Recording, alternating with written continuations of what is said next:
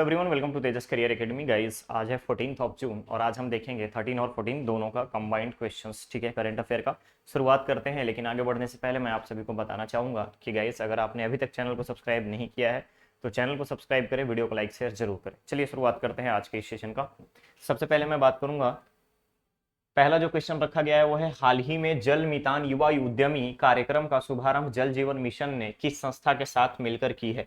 अब ये किसके कॉन्टेक्स्ट में बात कर रहा है तो ध्यान रखिएगा, जल जीवन मिशन किसका, छत्तीसगढ़ का। छत्तीसगढ़ जल जीवन मिशन जो है किस संस्था के साथ मिलकर के जल मितान युवा उद्यमी कार्यक्रम की शुरुआत की है। तो ये क्या है, ध्यान रखिएगा, जल उद्यमी उद्यमी युवा जल मितान, ध्यान रखिएगा, जल मितान युवा उद्यमी। ठीक है, युवा उद्यमी उद्यमिता कार्यक्रम। क्या है ये, उद्यमिता कार्यक्रम। ठीक है, किसने शुरू की है, शुरू किया है जल जीवन मिशन, छत्तीसगढ़ जल जीवन मिशन ने। क्लियर रहेगा। अब छत्तीसगढ़ में किसके साथ, इसके लिए तो यूनिसेफ। ध्यान रखिएगा, किस संस्था के साथ, यूनिसेफ के साथ, यूनिसेफ संस्था के साथ मिलकर के इसका शुभारंभ किया गया है। क्लियर रहेगा, किस संस्था के साथ किया गया है तो यूनिसेफ के साथ मिलकर के इसकी शुरुआत की गई है। क्लियर रहेगा, किसके साथ मिलकर के, यूनिसेफ के साथ मिलकर के इसका शुभारंभ किया गया है। क्लियर रहेगा। अब इसमें क्या क्या चीजें हैं तो ध्यान रखिएगा, ग्रामीण क्षेत्रों में जितने भी ग्रामीण क्षेत्र हैं, ग्रामीण क्षेत्र में पाइपलाइन के माध्यम से जल आपूर्ति कराई जाती है। आप सभी को पता होगा, जल आपूर्ति कराई जाती है। तो उसके मेंटेनेंस में जो लोग काम करते हैं, ध्यान रखेंगे, जो लोग मेंटेनेंस में काम करते हैं यानी रख रखाव में जो काम करते हैं जो लोग, उन सभी को प्रशिक्षित किया जाएगा और टूल किट प्रोवाइड किया जाता है। क्या दिया जाता है, टूल किट प्रोवाइड किया जाता है, ताकि सुचारू रूप से जल प्रदान करने की, जल की जो व्यवस्था है पाइपलाइन के माध्यम से उन सभी को हर गांव तक पहुंचाया जाए। इसके लिए यूनिसेफ ने क्या किया है, यूनिसेफ ने जल जीवन मिशन के साथ अपना एक उद्यमिता कार्यक्रम शुरू किया है और इसमें लोगों को प्रशिक्षित करके उनको टूल किट प्रोवाइड किया जाएगा मेंटेनेंस का, लाइक प्लम्बरिंग वाला काम। ठीक है, क्लियर रहेगा। तो करेक्ट ऑप्शन हो जाएगा यहाँ पर आपका UNICEF, that is option A will be correct. Okay, अगला क्वेश्चन है, राष्ट्रीय शालेय शतरंज स्पर्धा में बालिका वर्ग में प्रदेश को कौन सा पदक मिला है। ध्यान से देखिएगा, शालेय स्पर्धा के बारे में बात कर रहा है, यानी कि स्कूल लेवल कंपटीशन जो हुआ नेशनल लेवल पे, उसमें छत्तीसगढ़ को कौन सा पदक मिला है। तो याद रखना है आपको कि छत्तीसगढ़ को स्वर्ण पदक मिला है। कौन सा पदक, स्वर्ण पदक, याद रखना है आपको, स्वर्ण पदक। ठीक है, स्वर्ण पदक मिला है। किसने जीता है, जे.एस. केसरवानी। ध्यान रखेंगे आप, जे.एस. केसरवानी कहाँ की रहने वाली है, रायगढ़ की। जे.एस. केसरवानी कहाँ की रहने वाली है, रायगढ़ की। कौन से वर्ग में, बालिका वर्ग में। कौन से वर्ग में, बालिका वर्ग में।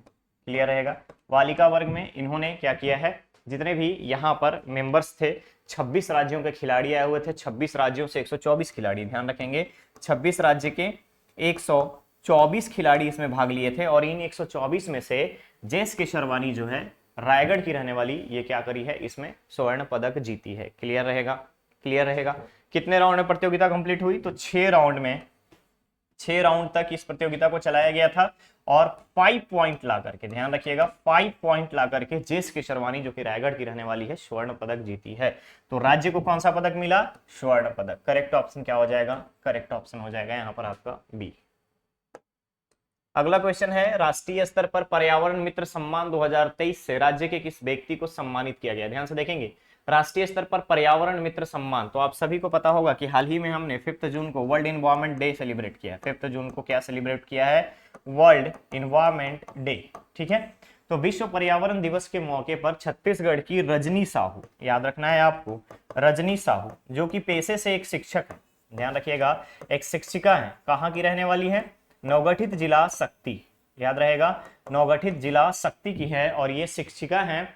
इनको नवाचार के रूप में, ध्यान रखिएगा, नवाचार के लिए, ठीक है, नवाचार के लिए, शिक्षा के क्षेत्र में बच्चों को पढ़ाना कैसा है उसके लिए डिफरेंट एक तरीके से टेक्निकल नॉलेज के रूप में इन्होंने क्या किया है, पढ़ाया है। और पर्यावरण दिवस के मौके पर एडवर्टाइजिंग मीडिया, ठीक है, पत्र लेखन के माध्यम से, इसके अलावा निबंध लेखन के माध्यम से, स्लोगन के माध्यम से, इन सभी के माध्यम से पर्यावरण को बचाने, वृक्ष हमारे लिए कैसे जरूरी है, पर्यावरण के लिए हमें क्या करना है, इन सभी चीजों को फोकस करते हुए ये क्या करी है, बच्चों को जागरूक करी है और अपने आसपास के क्षेत्रों में जागरूकता अभियान चलाई है। इसी के लिए रजनी साहू को पर्यावरण मित्र सम्मान 2023 से सम्मानित किया गया है। ध्यान रखिएगा, पर्यावरण मित्र सम्मान 2023 से सम्मानित किया गया है। करेक्ट ऑप्शन इज सी।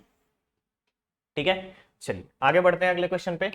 अगला क्वेश्चन है, प्रदेश में कितने विषयों में युवा वैज्ञानिकों को यंग साइंटिस्ट अवार्ड 2023 प्रदान किया गया है? कितने विषय में? तो आपको पता होगा युवा वैज्ञानिक यंग साइंटिस्ट अवार्ड 2023 जो है छत्तीसगढ़ में, 2023 जो है छत्तीसगढ़ में, इसमें 19 चयनित विषयों को रखा गया था। ठीक है, ध्यान रखिएगा, 19 चयनित विषय को रखा गया था और इन सभी विषयों में यहाँ के यानी कि राज्य के जितने भी यंग साइंटिस्ट हैं उनको क्या किया गया था, सम्मानित किया गया था, प्रदान किया गया था, अवार्ड दिया गया था। ठीक है, क्लियर रहेगा। तो 19 चयनित विषयों में कौन कौन सा हो जाएगा आपका? 19 चयनित विषय में आपका फिजिक्स आ जाएगा, जियोग्राफी है आपका, इसके अलावा अगर आप देखेंगे तो इसमें आपका जियोमॉर्फोलॉजी है, इसके अलावा अगर आप देखें तो ग्राफोलॉजी है, इसके अलावा जूलॉजी है, बॉटनी है, सब अलग अलग साइंस के और ह्यूमैनिटीज के कुछ सब्जेक्ट लाइक जियोग्राफी है जो कि टेक्निकली साउंड था। इन सभी में 19 चयनित विषयों में छत्तीसगढ़ के सभी यंग साइंटिस्ट को यंग साइंटिस्ट अवार्ड 2023 प्रदान किया गया है। तो टोटल सब्जेक्ट पूछा गया है तो याद रखिएगा, कुल 19 सब्जेक्ट में युवा वैज्ञानिकों को यंग साइंटिस्ट अवार्ड 2023 दिया गया है। क्लियर रहेगा। करेक्ट ऑप्शन क्या बन जाएगा? करेक्ट ऑप्शन बन जाएगा यहां पर आपका डी। ठीक है, अगला क्वेश्चन है, इंडिया इंडेक्स रिपोर्ट के अनुसार नीति आयोग, ध्यान से देखिएगा, इंडिया इंडेक्स रिपोर्ट के अनुसार नीति आयोग द्वारा जारी लैंगिक समानता यानी जेंडर इनइक्वालिटी, ठीक है, जेंडर इक्वालिटी यानी लैंगिक समानता के बारे में बात कर रहा है, जेंडर इक्वालिटी के बारे में बात कर रहे हैं। क्लियर रहेगा।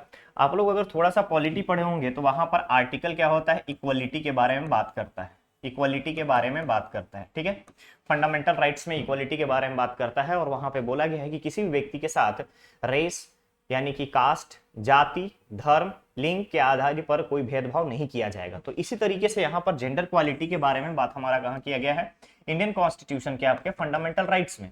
सेम यहाँ पे बोला जा रहा है कि नीति आयोग ने जो भी आपका रिपोर्ट जारी किया है लैंगिक समानता में, उसमें राज्य किस स्थान पर है, लैंगिक समानता में राज्य को कौन सा स्थान मिला है? तो लैंगिक समानता में छत्तीसगढ़ को पहला स्थान मिला है। कौन सा स्थान मिला है?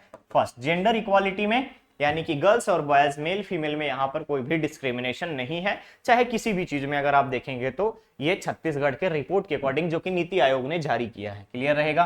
तो करेक्ट ऑप्शन क्या हो जाएगा? पहला। इसके साथ साथ नीति आयोग का ही आकांक्षी जिला का जब लिस्ट देखेंगे तो टॉप 5 में 110 जिलों में से अगर हम बात करें, 110 जिलों में से अगर हम बात करें तो टॉप 5 में शीर्ष 5 में छत्तीसगढ़ का सिर्फ एक जिला है, सिर्फ 5 में, वो है आपका सुकमा। याद रखना है, हाल ही में रिपोर्ट जारी हुआ है और सुकमा क्या है उसमें टॉप 5 में है। तो यहां पर पूछा जा रहा था कि लैंगिक समानता में राज्य का कौन सा स्थान है, तो करेक्ट ऑप्शन हो जाएगा ए, दैट इज पहला। क्लियर है? क्लियर है। चलिए अगला क्वेश्चन है, छत्तीसगढ़ से किसने वोग स्टार मिसेज इंडिया 2023 का खिताब जीता है? ध्यान से देखिएगा, वोग स्टार मिसेज इंडिया 2023, वोग स्टार मिसेज इंडिया 2023 का खिताब राज्य के किस व्यक्ति को मिला है? तो आप बहुत सारे अभी आप देखे होंगे, जैसे रनर अप के बारे में देखा होगा आपने, रनर अप अवार्ड देखा होगा। इसके अलावा देखे होंगे आप सेकेंड रैंक पोजीशन में आपने देखा होगा। इसके अलावा आपने देखा होगा कि अगर हिमालय की चोटियों की अगर हम बात करें, ठीक है, एवरेस्ट, माउंट एवरेस्ट के बारे में बात करें तो इन सभी में ना गर्ल्स लोगों का अभी नाम सबसे ज्यादा आता है। ठीक है, सबसे ज्यादा गर्ल्स लोगों का नाम आता है। माउंट एवरेस्ट के बेस कैंप के बारे में बात करें तो हाल ही में दंतेवाड़ा जिला के 3 शिक्षक जो हैं वहां पर बेस कैंप पे तिरंगा फहराए हैं। ठीक है, क्लियर रहेगा। अब इसके बाद यहां पर पूछा जा रहा है कि वोग स्टार मिसेज इंडिया का खिताब किसने जीता है? तो आपको याद रखना है कि वोग स्टार मिसेज इंडिया 2023 का खिताब नीलम गुप्ता ने जीता है। ठीक है, ध्यान रखिएगा, नीलम गुप्ता ने जीता है वोग स्टार मिसेज इंडिया 2023 का खिताब, जो कि छत्तीसगढ़ की रहने वाली है। क्लियर रहेगा। क्लियर रहेगा। अगला क्वेश्चन है, छत्तीसगढ़ की पहली छात्रा कौन है जिसने 12 वर्ष की उम्र में 10वीं की परीक्षा पास की है? अब यहां पर यह क्वेश्चन क्यों इंपॉर्टेंट हो जाता है? क्योंकि इसके साथ जुड़ गया आपका पहला, ठीक है, फर्स्ट। तो पहली छात्रा, फर्स्ट छात्रा अगर हम बात करें, पहली छात्रा कौन है जिसने अपनी 12 वर्ष की उम्र में ही, 12 वर्ष की उम्र में ही, नॉर्मली अगर आप देखेंगे तो 14 ईयर्स कंसीडर किया जाता है 10th एज के लिए, ठीक है। 10th एग्जाम का देने के लिए, 10th एग्जाम को अपेयर होने के लिए 14 ईयर्स का आपका एज होना चाहिए मिनिमम। तो यहाँ पे 12 वर्ष में ही स्पेशल ऑर्डर लेकर के 12 वर्ष में इन्होंने परीक्षा में पास या परीक्षा में बैठा, यानी कि अपेयर हुए, और अपेयर होने के बाद बोर्ड का एग्जाम निकाल ली, ठीक है। बोर्ड का एग्जाम निकाल ली, 10वीं बोर्ड का एग्जाम निकाल ली। और ये कौन है? पहली छात्रा है जिसका नाम है आपका नरगिस खान। याद रखिएगा, नरगिस खान छत्तीसगढ़ की पहली छात्रा है जिसने 12 वर्ष की आयु में 10th बोर्ड क्लियर की है। और आप सभी को पता होगा कि हाल ही में छत्तीसगढ़ बोर्ड के जितने भी टॉपर्स हैं 10th 12th के, उन सभी को हेलीकॉप्टर से घुमाया जा रहा है, ठीक है। ये मुख्यमंत्री जी का वादा था कि हम जितने भी बोर्ड वाले बच्चे होंगे जो पास आउट होंगे, अच्छे रैंक में होंगे, टॉपर्स होंगे, उन सभी को हेलीकॉप्टर से सैर कराया जाएगा। तो ये चीज याद रखिएगा। तो यहाँ पे क्वेश्चन था कि पहली छात्रा कौन है, तो करेक्ट ऑप्शन होगा Nargis Khan, that is option C. अगला क्वेश्चन है, विश्व स्वास्थ्य संगठन द्वारा जारी किए गए सार्वजनिक स्वास्थ्य और आर्थिक बचत में देश के किस योजना को लाभकारी माना गया है?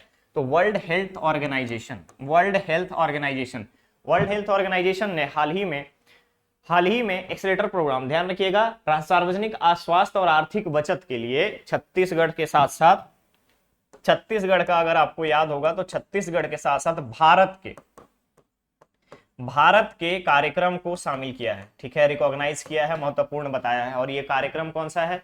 ये कार्यक्रम है हर घर जल। याद रखिएगा, हर घर जल को विश्व स्वास्थ्य संगठन के द्वारा स्वास्थ्य और सार्वजनिक स्वास्थ्य और आर्थिक बचत के हिसाब से लाभकारी माना है। क्यों? क्योंकि टारगेट क्या था?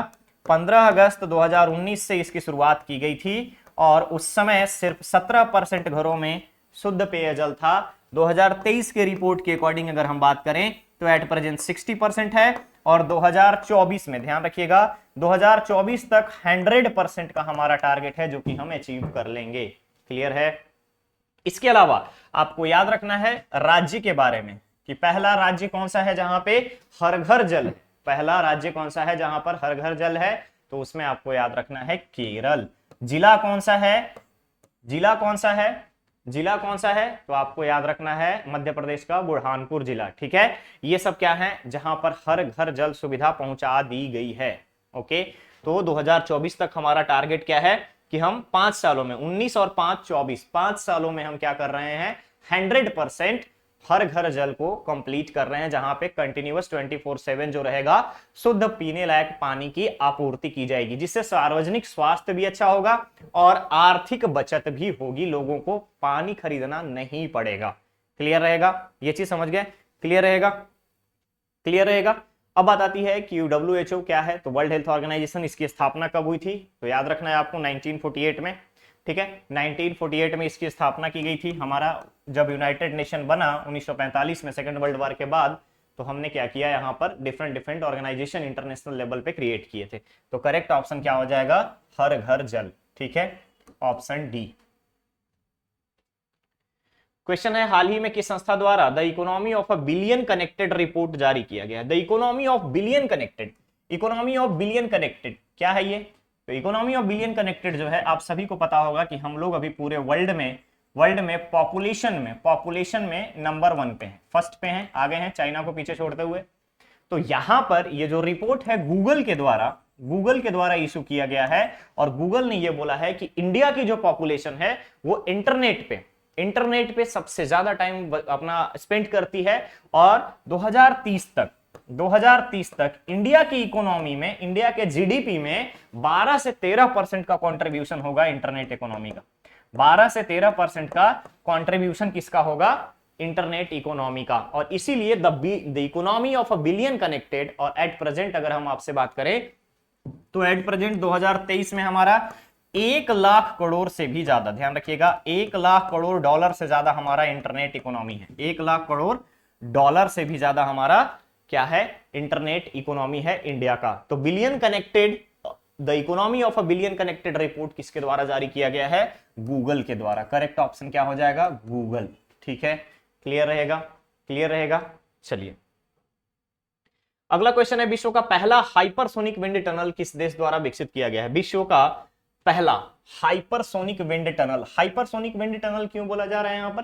क्योंकि यहां पर जो मैक है, मैक जो हम लोग मेजर करते हैं, स्पीड के बारे में जो मेजर करते हैं, वो यहां पर आपका सबसे ज्यादा है। सबसे ज्यादा इन द सेंस कितना है?